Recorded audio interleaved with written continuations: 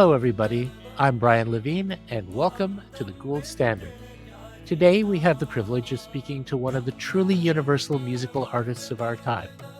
A.R. Rahman is one of India's national cultural treasures. He is an incredibly prolific composer of film scores for both Tamil and Hindi cinema, and occasionally for Western films as well. But he's also a producer, a concert artist, songwriter, popular musician, and more recently a filmmaker who has ventured into the world of virtual reality. He has composed scores for over 225 films, and his live concerts draw tens of thousands. A concert he and his ensemble gave in Kuala Lumpur earlier this year drew 72,000 fans.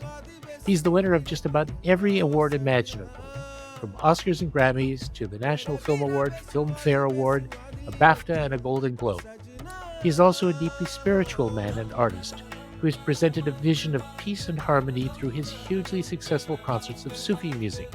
And his universalism is also reflected in the way he seamlessly blends elements and styles from many musical cultures and traditions together. He was named one of the world's 100 most influential people by Time magazine, and on top of that, he is a dedicated philanthropist. Despite his superstar status, he remains a quiet, reflective, and modest man. So I hope he won't be too embarrassed when I say that for Western audiences, it is difficult to grasp the impact, influence, and reverence he inspires in his own country and beyond. We were very lucky to have him as a member of the Glenn Gould Prize jury in 2020, and we're equally honored to have him with us again. Raymond, sir, welcome to the Gould Standard. Thank you so much. It's a great honor. Come here. Oh, it's a pleasure to have you. Now, I'm just to start us off, I'm always interested in people's origins, how their early life experiences affect their later paths in life and in their careers. And in your case, your father was a composer, R.K. Shakar, a very distinguished and respected composer. And I understand that not only was he active in film scoring, just as you later would be, but that he was a real workaholic, and that he was the kind of person who was dedicated continuously to his composition. Um, but he also died when you were very young. You were what, 9 years old? Yeah, that's correct. It must have been incredibly hard for you and your family. Can you describe what it was like afterwards? Just trying to keep going. Yeah, my early life was as a kid. When I was 4 or 5, I used to accompany and take lunch for my father. The studios used to be around 20 minutes away from my house. So my mother used to, and then I used to accompany. I used to watch him conduct and arrange things for other people and his own work. And I think when I was 6 or 7, he fell ill, and the rest of those 2 3 years were a disaster. Actually, hospital after hospital, spiritual healing, and this every religion, they tried everything. And he almost, like, when he died, he looks like Golem. He looked like Golem, like completely, in a very bad shape. That's one of the reasons why I that memory kind of haunts me. And then the whole cremation thing and everything, when I was 9. So to come out, then I joined the studios as a keyboard player because my father's friends wanted to encourage me and my mother felt like I should take over my father's profession. So I was a roadie. I used to set up equipments for other people when I was young because father had kept some equipments and my mom rented out those things, like the organ synthesizers and stuff. Right, but I mean, had you had lessons? Like, were you already playing at the age of 9? Yeah, I was actually learning the piano harmonium, and then I resumed the lessons when I was 12, 13. Mhm. And then I was also working. So when I would finish the weekends, I would go to Mr. Jacob John, learn classical piano. Then, of course, I think life teaches you more. Life teaches you Mhm. what to do, what not to do, and you learn from working and say, okay, I like this, and I don't want to do in my music. I don't want to do what they're doing. So you learn Mhm. this in the best university is life, and Yes, getting into it. exactly. Yeah, But you were a school-age child as well, so am I right that you were both working in the studio, and then when you weren't working in the studio, you were in school as well? I was, and I was to get all the kind of threats and abuses. No, in a way, like, they any school they want. School is very strict here. Like if you Yeah. don't come, you don't get attendance. How would you? That's the question. Hmm. And it was difficult for us to explain to the school that Right. the house has to be run. Yeah, Yeah. exactly. I mean, you were the breadwinner for the family at this point, and that must have been very, very challenging for everyone. Yeah, yeah. But then I think when I think about it, it is a blessing. Not that I lost my father, but me getting into the nuts and bolts of music and production and film scoring at an early age. And maybe I would have worked in around 300 movies because those days the scoring was just 3 days. They had the whole orchestra, and then we just get the notes and boom, boom, boom. 3 days, it'll be like 14 reels done. Next movie, and there would be no breaks at all except for Sundays. Yeah. So, I mean, that's a tremendous training in discipline, in you know, um, being productive with your time and all the rest. So, the work that you were doing then, it was basically for film scoring, Yeah, I was a production. session player. I was a session player. Uh, So I would okay. play keyboards, and then around 84 end, I'd saved up enough money, and then this thing came like a music computer from Hmm. Yamaha, and I said, I need to get that. I remember it was $1,000, and it had FM synthesis and composing software, scoring software. It was very primitive. You Hmm. literally had for one note you had to enter like six commands. Gate time, velocity, timbre, and pitch. Yeah. Has the world ever changed? I don't know if you know, but I always tell this story about how technology has changed. Yet, um, before this, was part of a record label that I co-founded, and we were always trying to advance the quality of the sound. So we were, I think, one of the first record labels, if not the first, to go from 16-bit to 20-bit recording. But we wanted to edit all of the recordings and keep them at 20 bits and never downsample it. But the problem was storage space because a 20-bit Yeah. file is much larger than 16 bits. And I still remember the day that one of our engineers broke into my partner's office and said, "There's a breakthrough. We can edit at full resolution now. There's a hard drive that's big enough to hold the files. It's 9 gigabytes, but it does cost $12,000." Oh wow. Yes, I So remember that. yes, that Yeah. was And a different world. yeah, and then those huge hard drives, right, with the power supply, 1 gig. It's 1 gig. So you get, Yes, yeah, instead of getting 100 like 10 MB floppies, you get a, yes. yeah, I remember that stuff. It was terrible, but also wonderful. It just makes us realize how privileged we are now. When you were doing your session work, I mean, were you also beginning to become familiar with studio production techniques, running the equipment, or was that something that had to wait until you got your music computer? Actually, what happened was we had this band out of all the studio musicians. Like there was a gentleman called Johnny who passed away, and Sivamani and Raja and Jojo. We were kind of sick of studio work. Not sick of studio work. It was like tiring, and Hmm. whenever we had time, we would jam and play stuff, which is create our own fusion work. Hmm. And though we did just one concerts, El Shankar, who was playing with Shakti, he came in and he said, "I want a band." He had a Hmm. band called the Epidemics with his wife Caroline that time, and he came and said that, "Why don't you guys back me up?" And then he did a record, and Uh-huh. I was there. I was watching a couple of engineers who came in, and in awe, like what they were doing, like sampling and looping, and so that kind of was life changing. The moment you Yeah. see somebody else work in a different way, whereas we work like 3 days, bang, bang, bang. Yes. And suddenly you say, oh, they're doing a song for like a week and they're just changing it every day, shaping it, like sculpting it. So the Hmm. possibilities of song making completely changed. That, and then you read books, and then you read, those days there no YouTube, right? So Right. you literally had to cycle and go to a one bookstore like 45 minutes away, and I'll ask him, do you have this book, Music Maker or Keyboard Magazine, right? And we'll wait for 3 months, and then suddenly three issues will come together like a jackpot. Then you read Right. it. Right. And Right. I used to sleep. I used to read all the interviews and all the ads, and Yeah. from then, yeah, Right, and of course, like, you turn the page and, "Oh my goodness, you can do that?" Yeah, and exactly. suddenly, right, yeah.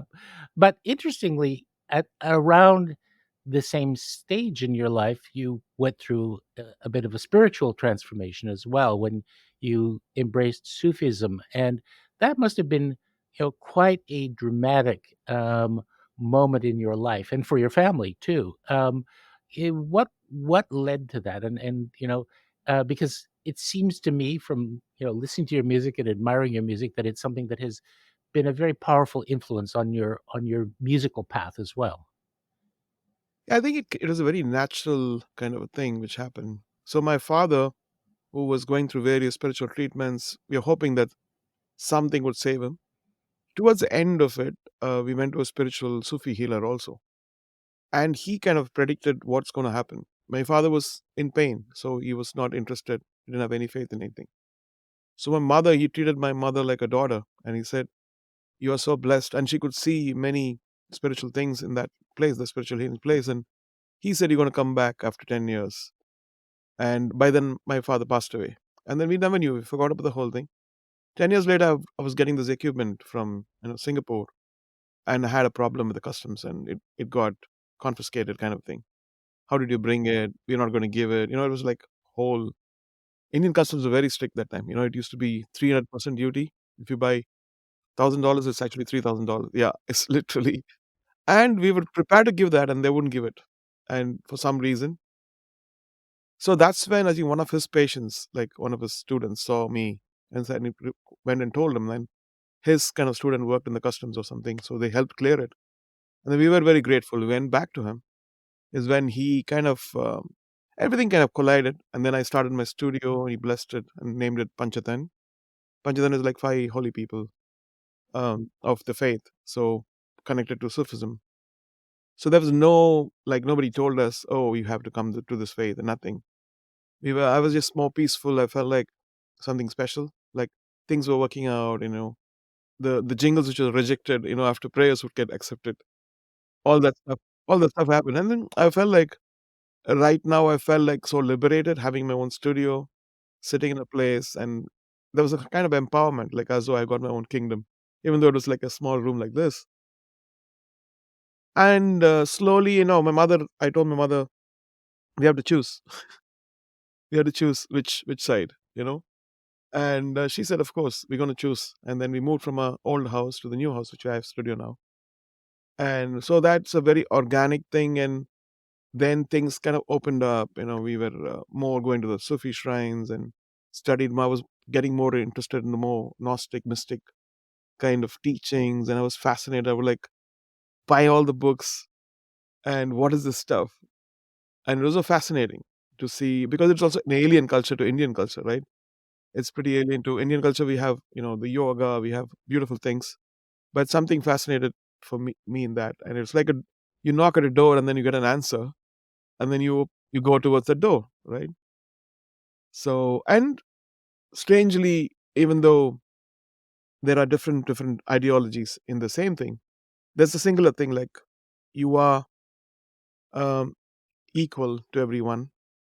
There's no superior, there's no white, black, and rich and poor, and this caste and that caste. So what I loved as the equality about, because we all feel intimidated at various stage of life. People put you down, and somewhere you felt empowered that, oh my God, there is something just which is how humanity should be. Everybody's equal, and we are only superior in our deeds, in our thoughts, in our ideals, and not by birth or by richness or economy and state and nation.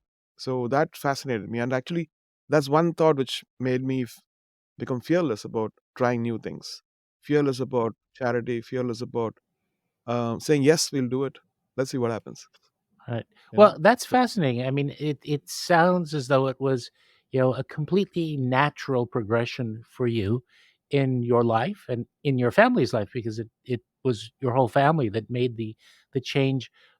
Was it I mean, it also feels somewhat daring from a social point of view to embrace a different faith in, a Mm. society that sometimes, there's a history sometimes of, religious strife in India, in different parts of India. And I don't know, but was there any kind of a social pressure that created a challenge for you in making this change in your life? Actually, we didn't feel any kind of nobody even asked about it. They would Ah, come for the music, they'll have the food biryani, yeah, and there's no such things because the Indians mostly very open people, hmm, especially South. They're very open and they're very embracing, and they're happy people. They want right, everybody to live and let live, and that's what happened. Even now, I think the past few years have been like strange because of political stuff, but hmm, we can see them. They just look through the inner light, and they have the right, power to look at the inner light. So what's happened to your face? You look so bright, or what happened to your face? You look dull, and you yeah. know exactly what they're looking straight to your heart. And not only just Indians. When I go, good people, they always see the light in other people. Definitely. Exactly. And it's something that really strikes me about your music making and your concerts is that, you know, you bring together an audience that is from every possible faith and background, and they are all united by the music. And when you're performing your concerts of Sufi music, my sense is that you get an audience that is far from being just people who are in the Sufi faith, but from Hindus and other branches of Muslim faith and even Christians and Jews, that they all basically feel this sort of warmth and embrace of the music making that you create, and that feels like it's something that's very intentional in your music making. True. I think the product of what you learn is like if somebody studies medicine, Yes. the fruit of that is they're going to help humanity. I also feel that your faith or whatever you're learning and whatever you're experiencing, the fruit of that should manifest into good deeds. The fruit of that Hmm. should be, the upliftment of humanity, to pulling up, the poor and Hmm. do whatever you can, sharing knowledge or build things which humanity can, like plant a tree. Nobody knows who planted a tree, but then you all enjoy the shade. And for me, my kids, that's my lesson to my thing. This is our family. My mother was like that. My wife was like that. I am like that. Hmm. My kids are going to be like that, and they're already slowly, realizing it. They're very inquisitive about how can we, do better things. How can you? Right. It's not about gathering money. It's about Hmm. being happy and sharing what we have. That's very beautiful. Well, let's get back to the practical elements of your career. I'm still trying to visualize what the scramble of trying to attend as much school as you could while being on call for these gigs, and you know basically, I mean, am I right in saying that you would sit down with a score that you hadn't seen before? You had to basically sight read it all, or and you basically would get like one take or two takes of everything, and then move on to the next cue. And it must have been a scramble, financially and just in terms of keeping up, because, childhood isn't always easy. It's a pressure. Um, I mean, did you manage to feel, were you worried a lot, or were you under stress a lot, or did it just feel like natural? I did have feelings of like because the social structures, like if you're not educated and nobody would give the girl to you, you can't get married. Mhm. Oh, he doesn't have a job. Oh, isn't Right. there? Still a stigma about the film industry, Yeah. and because the film industry is also admired the most and also been ridiculed and has stigmatized the most. Oh, he's from the film industry. He'll be Right. drinking. He'll be taking drugs. He'll be debauchery and all this stuff. And then so somewhere I think because I have got three sisters and we moved away from the crowd and we set up this studio in the house. Everybody was actually treated like a guest and almost like a sister, almost like a brother, Hmm. and they were all connected with my family. They would come to my house straight away. Any singer, they'll get food from my mother or have a coffee from my. So this is the first home studio, right? Right. It so it felt like it didn't feel like a studio. They'll finish, they'll relax, they talk. If I'm sleeping, they'll go talk to my mother, come down, Hmm. and then I'll have the session. And that's actually a luxury which I've enjoyed in my life. I think I should say that's one of the biggest luxuries because when you go to Right. a studio, the meter is running, you Hmm. know, and then you have to finish it, and then they say, "Oh, next client has come. Can you get out?" Right. Or we had to close down. The security is going. Can you get out? I never like to stop my creativity. I want to go on. Like it's a good thing and a bad thing because people. think, oh my god, he doesn't. I work from like evening 6 to morning 6 Hmm. because I like the peace. The busyness of the city goes, and then you just peaceful. Right. And I think I have some of the most amazing people with me, human beings who always been assisting, who always cared and sympathized with my vision and helped me, Hmm. run this. Yeah, and it reminds me of when you described the way you had developed your studio and the kind of home-like atmosphere that you were wanting to create. It reminds me of an experience I had many, many, many years ago when I was taken to a tiny restaurant in the mountains in the French Alps, and the owner of the restaurant came and he basically said to us, "Welcome to my home." He didn't say welcome to my establishment. He said, "Welcome to my home. It will be my pleasure to feed you this evening," you know? And so I think that that's kind of a spirit where the work and the life basically there's no artificial distinction between them. Yeah, Um, Now, the other thing that really strikes me as very curious is, the way you describe the kind of music making that you were doing just to help your family survive and, then moving into your studio is that, there was probably, I mean, my image is, one kind of music that was kind of more or less a formula for the kinds of films that were being made. But in your own life and in your music making, you've become very well versed in many different styles. Of the classical traditions, Carnatic music, Hindustani music, as well as Western music, pop, rock, fusion, jazz, rap. How did you begin? Well, particularly within the family of Indian classical music, to develop that kind of breadth of reach, because the styles are so different between the North and the South, the Carnatic and the Hindustani. yeah. So Hindustani, Carnatic, it's there because it's there in the air. You play that, and then you play a song. You learn the raga. So Hmm. there's songs, film songs, also based on raga base. But because there's so much into it, I always felt like I should not listen to that stuff. I should listen to what's happening around the world. So when I Hmm. used to go to London or anywhere else, I would just go to the world music section and pick, African and like Bali stuff, and Right. so just curious about what's happening there, and that kind of helped me to imagine there's another sound there waiting. Hmm. And if I play a taiko in an Indian style, it sounds Indian, Right. and it doesn't have to be the taiko style, but the Right. instrument can create an Indian kind of a sound with a more spectrum of bass and all the stuff. So that because of samples and because of my knowledge or whatever experience with the samplers, it was a very easy.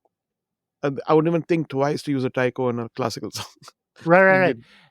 And So I've noticed that it's very interesting, in terms of your treatment of certain kinds of rhythms and the use of, you know, um, different rhythmic instruments, that it feels both, an extension of what I think of as, traditional Indian music, even pop Indian music or Bollywood music, but at the same time, it really feels very comfortably Indian in flavor. So it's really kind of interesting the way you've managed to introduce those elements, but make them feel like they're natural extensions of the Indian, character.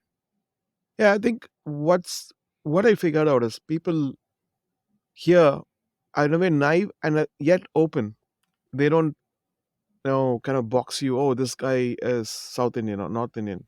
Right. So what's nice is like you can have a really jazz progression movement. You can do anything, but if you have a Indian language, thinking that it's telling a thought, hey, why are you looking at me like that?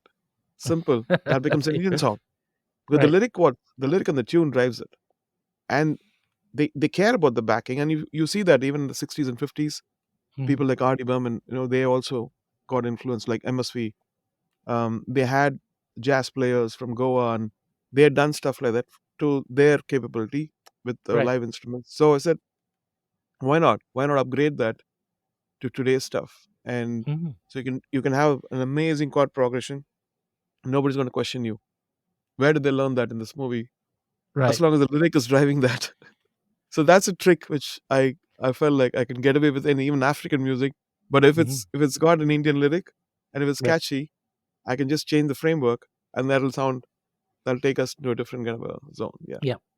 Interesting. And now there's one other episode in your early educational experience that also fascinates me, which is your time going to Trinity College in London, where you became immersed in Western classical music, if I'm not mistaken. How did that come about, and what was it like? You know, did you feel like a bit of a fish out of water? Was it a culture shock to be in this Uh, kind of more formal?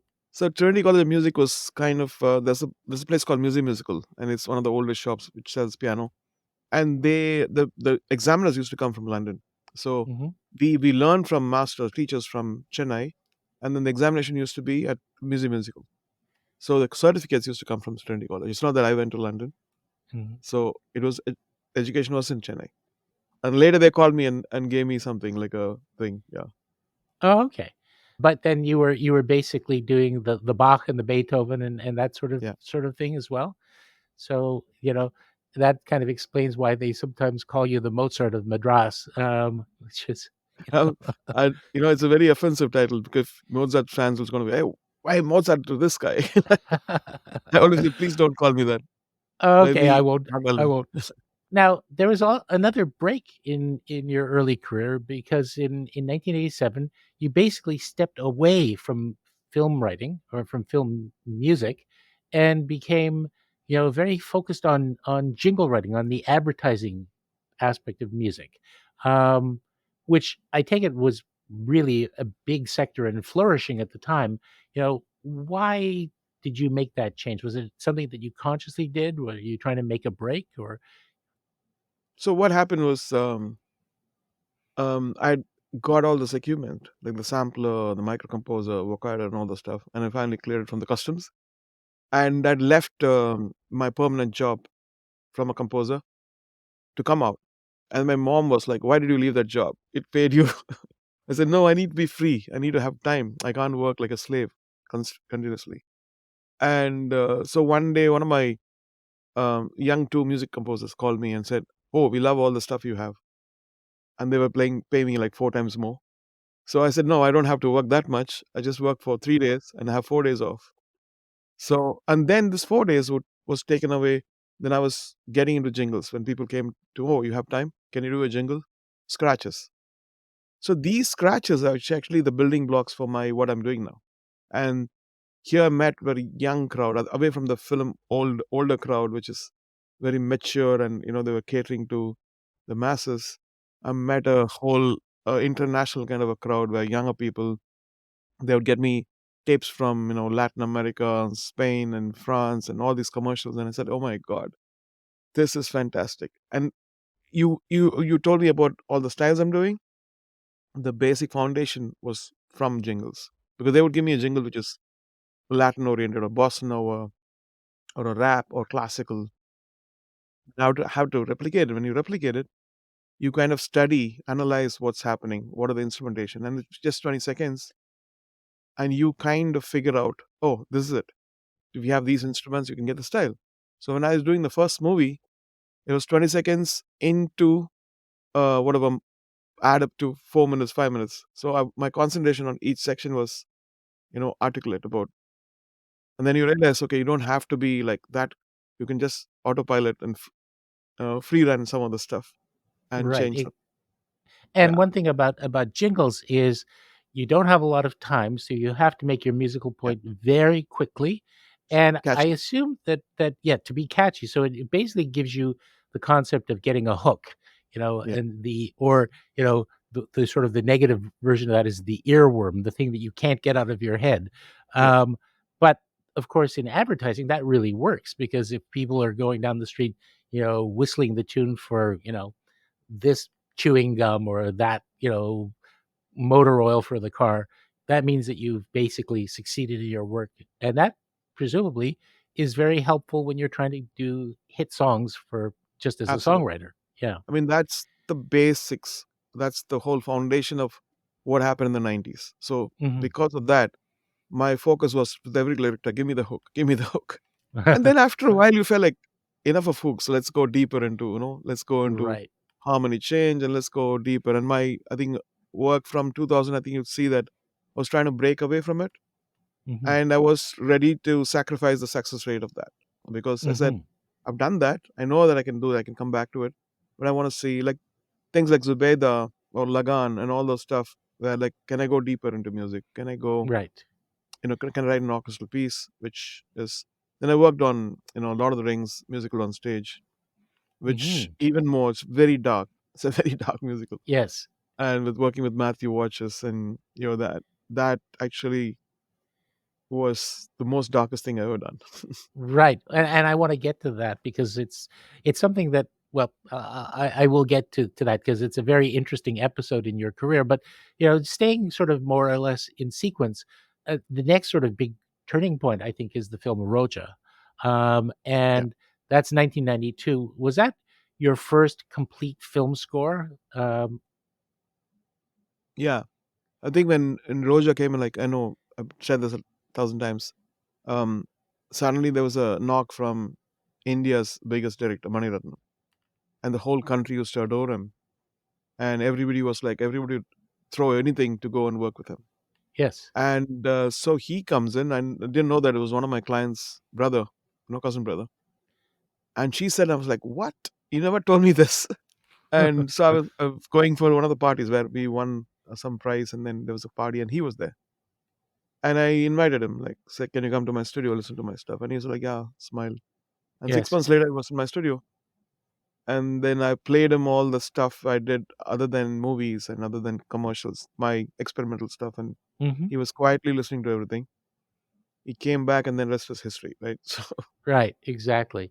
And it's a fascinating film as well. It's a love yeah. story, but it's set amid kidnapping and terrorists and and a happy ending finally at the end. But that I think was, if I'm not mistaken, that's really when you start to be positioned as a serious film composer, where the person who did this film, we want him for our film, and Mm. suddenly you're doing many, many, many, many films. So I think the discipline of being able to work very efficiently and quickly must have really paid off when I can imagine people were sort of coming to you every week with a new film project. So, yeah, so there's dichotomy there. Like, because I was doing films from childhood, like, mine was like, okay, let this be the last film, and then let's go out, do an album.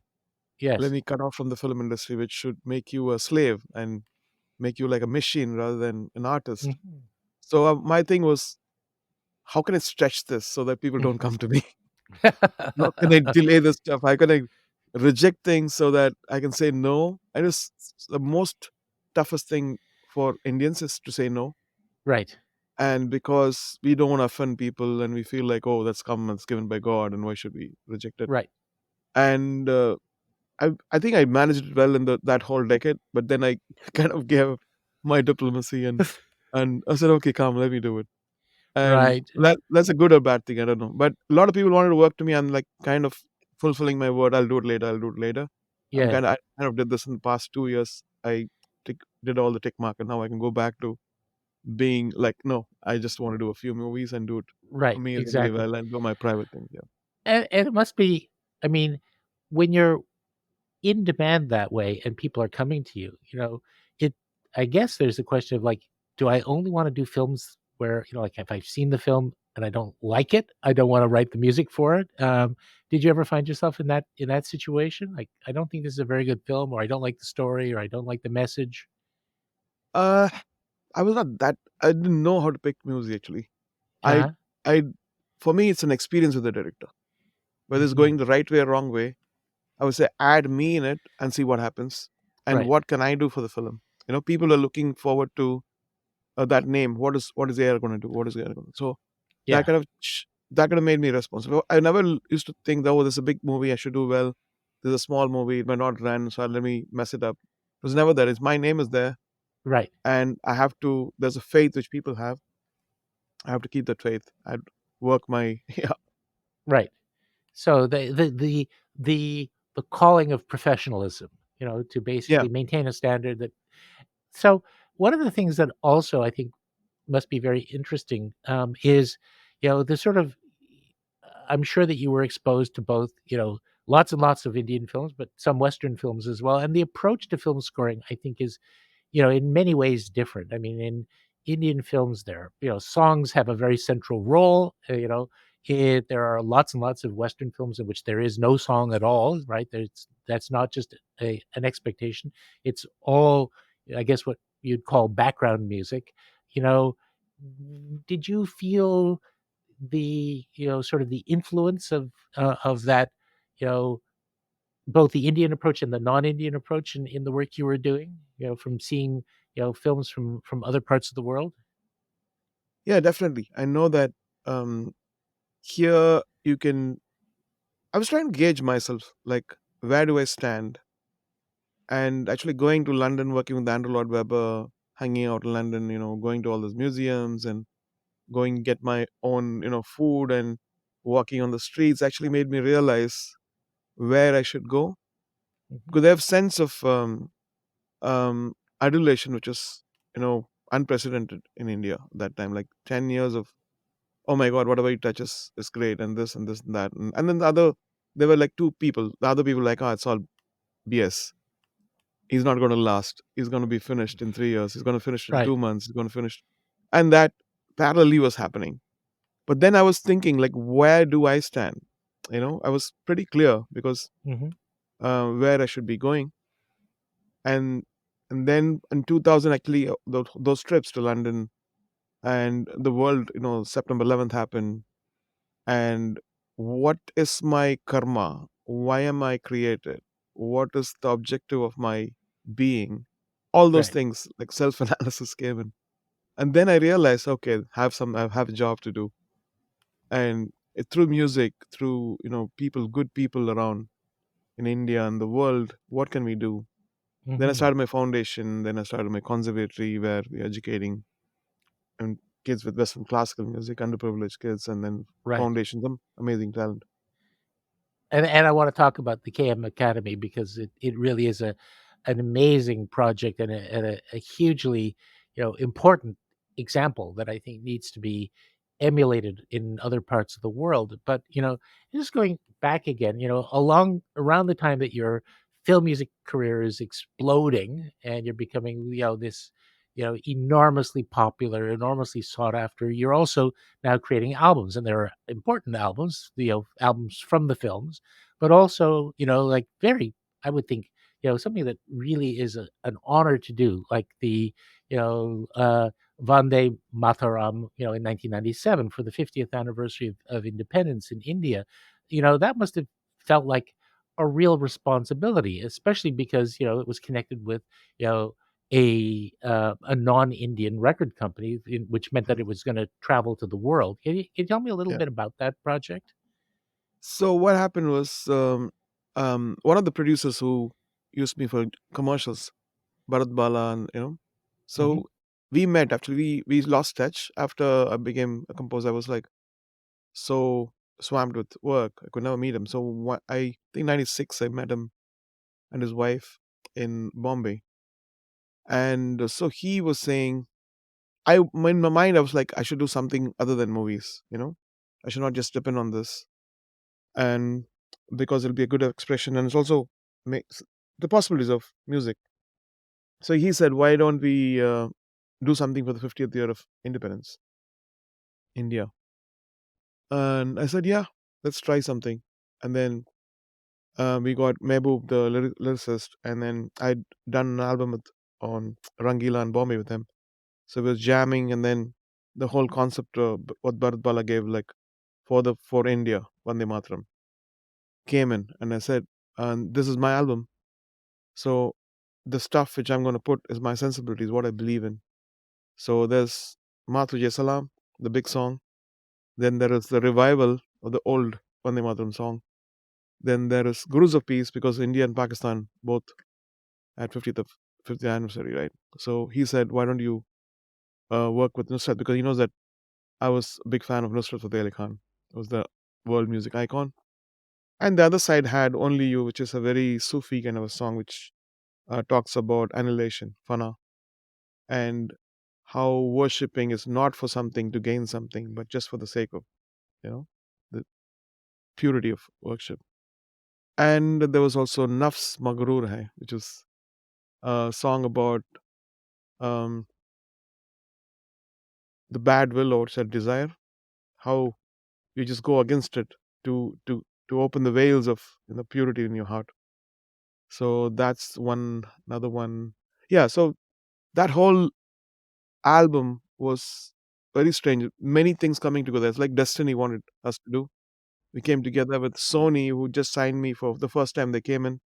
They signed me for this album, and then suddenly the Sony Global liked it so much that they distributed it all in the world. And it became a big hit. And it's fascinating though that something that on one level would be seen as a patriotic statement is also such a personal spiritual statement. And the thing that I read, which I find very very hard to imagine, is that Sony had actually suggested Celine Dion to be a guest artist on the album. Is that Yeah. actually true? Celine was just coming up, and her name was not even there in the radar. And Sony said, "We have this new artist. Do you want to work with her?" And then I heard Celine and said, "I don't find any song which resonates with this. She's a great Hmm. singer. It Yep. didn't resonate for this album." Yes. And so we kind of declined the offer. But of course, I met Celine and her husband when I was performing for the 127th of the Oscars. I met Yes. both of them. He was very kind. Yeah. And yeah, and it's not a question of the caliber of the artist, but whether they're the right fit for this particular Yeah, absolutely. sensibility and project. One of the things that I really admire about you is that you're always exploring. You're always looking for new things, and some of that is in the collaborations that you've done. For example, working with Danny Boyle on Slumdog Millionaire, even though it's an Indian subject, he is obviously an Irish director. The work that you did on Bombay Dreams with Andrew Lloyd Webber, and also, as you mentioned, Lord of the Rings, which because the book itself, the trilogy is actually, you're right, very dark. It has very very, but it also is sort of the timeless battle of Yeah, good and evil, good and evil. the great quest. There are many themes that really resonate across every possible culture in that work. But you know and in listening to the music, I've been really struck at how um beautifully you have adapted to the subject matter, both with the show for Andrew Lloyd Webber and Lord of the Rings, and yet still remained true to yourself and your own artistic character. um and sometimes these things, when you are taking those chances, work out well and are very successful, which Bombay Dreams was. And sometimes, I'm sorry to say that it was, an experience in my hometown of Toronto that, Lord of the Rings didn't end up being such a big success, which is a pity. Tell me a little bit about, taking those big leaps into completely different worlds, working for, you know, the London West End Theatre and doing Broadway types of things. Did that feel comfortable, or was it a real, you know, I don't know if I can do this, but I'm gonna try. I'm gonna try. You know. I think what happened was I had this call from Shekhar Kapoor. Shekhar's movie Bandit Queen screened, I think, in '94, and I was watched it and I was blown away. Hmm. Then we became friends. He wanted to do something with me. It never happened. One day, I think '99, he called me. He said, "Hey, I'm with somebody very important." I said, "Who?" He said, "Andrew Lloyd Webber." And I just bought Phantom of the Opera like Yes. a year back and was listening to the CD, and it's like, "Oh wow." He said, "He's the king of theater and he wants you." And he's never, used another composer for his musicals. Of course, he's a composer. He's Right. produced his own musicals. So the first time, he was the most kindest man. And even now, when he talks about me, he's so kind. So the whole thing was, I'm an introvert. I work in this little room Yes. and I teach through playing on the keyboard. Whereas theater is completely opposite. You need to sing, you need to be loud, and you need to be like express yourself, and you can't have inhibitions. I was completely opposite. And so this whole ice breaking or whatever metamorphosis of going into something else happened in Bombay Dreams, and it was Mhm. successful. In Lord of the Rings, I think what happened was, even though people loved the stuff, the what came in and what was spent was more than what came in. So unfortunately, it couldn't sustain that grandiose Hmm. production, even though we're all proud of what we achieved on stage. Yeah. Right. And it was an enormous production. Do you think the fact that the films had come out not that long before Yeah. hurt the success? And also, I did a podcast with Howard Shore, who wrote that music, and that was obviously a very successful score. Do you think that those were factors that got in the way of the play Could be achieving? because Yeah. even though we never used any of the film's score or anything, it's all fresh. Yes. It was trying to. I think sometimes some of the stuff need, if you cramp too much into it, I feel emotionally you're not able to take so much. I think it was too much was cramped. Like the Yes. movie I did, PS 1 and 2, there are two parts, so you could enjoy. I think a body or biologically you can only take some certain things. If you crammed with too much of things, Yes. I think, yeah, that's what I think happened. You're trying to cram too much in one, and there Right. was so many sub stories and so much material to. And I do have to say that, three novels that are 1,000 pages long, that's pretty hard to get into one evening in the theater. Absolutely, Yeah. absolutely, it's too much. Yeah. Please look out for part 2 of this episode, coming soon. The Glenn Gould Foundation is a registered Canadian charity, and we rely on the support of arts lovers like you to keep bringing inspiring stories to life. Please consider giving by visiting our website, glengould.ca, and follow us across social media at the Glenn Gould Foundation. Thank you so much for joining us for this episode of The Gould Standard. रंग रेजा रंग रेजा रंग रेजा